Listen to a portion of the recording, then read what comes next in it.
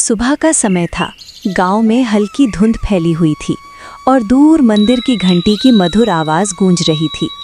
धीरे धीरे सूरज की सुनहरी रोशनी पूरे गांव में फैलने लगी। घर के अंदर से डॉल वाइफ बाहर आती है। वो लाल साड़ी और पीले ब्लाउज में सजी हुई होती है।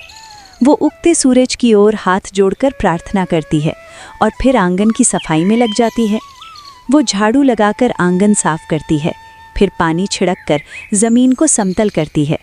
दरवाजे के सामने रंग बिरंगी रंगोली बनाती है, जिससे पूरा घर त्योहार के रंग में रंग जाता है। इसी बीच डॉल हस्बैंड गांव के बगीचे से ताज़े गेंदा फूल लेकर आता है। वो मुस्कुराते हुए फूल अपनी पत्नी को देता है। डॉल वाइफ उन फूलों से घर के छोटे मंदिर को सजाती है। वो मंदिर में दिया जलाती है, अगरबत्ती लगाती है और घंटी बजाकर पूजा शुरू करती है। फिर एक छोटा कलश तैयार करती है, जिसमें पानी भरकर उस पर नारियल और आम के पत्ते रखती है।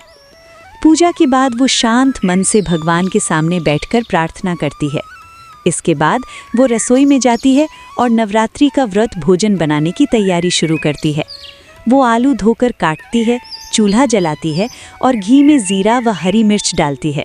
धीरे धीरे वो आलू की सब्जी बनाती है और व्रत के लिए पूरियां भी तलती है। पूरा रसोई घर खुशबू से भर जाता है। जब खाना तैयार हो जाता है तो वो उसे मंदिर में भगवान को भोग लगाती है और फिर आरती करती है। थोड़ी देर बाद डॉल हस्बैंड भी उसके साथ आकर भगवान के सामने हाथ जोड़कर खड़ा हो जाता है। दोनों मिलकर श्रद्धा से पूजा करते हैं। अंत में दोनों जमीन पर बैठकर प्रसाद के रूप में वो भोजन साथ में खाते हैं।